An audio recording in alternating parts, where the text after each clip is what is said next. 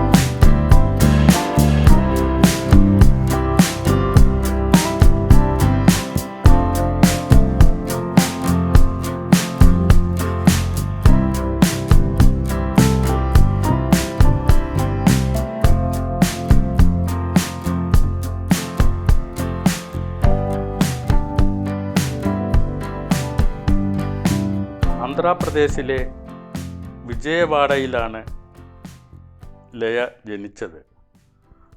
അമ്മ അധ്യാപകയാണ്, അച്ഛൻ ഡോക്ടറായിരുന്നു.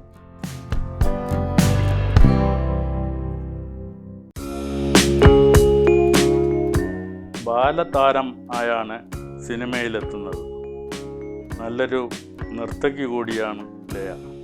തെലുങ്കിൽ നല്ല നടിക്കുള്ള 3 അവാർഡുകൾ ലഭിച്ചിട്ടുണ്ട് ലയയ്ക്ക്.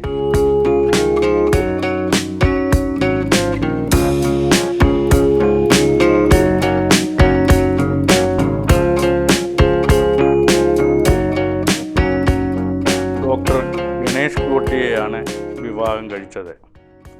അവർക്ക് 2 കുട്ടികൾ. ഇപ്പോൾ അഭിനയമെല്ലാം നിർത്തി കാലിഫോർണിയയിൽ സ്ഥിരതാമസം ആയിരിക്കുകയാണ് ലയ. മറ്റൊരു നായികയുടെ വിശേഷങ്ങളുമായി വീണ്ടും കാണാം. നന്ദി.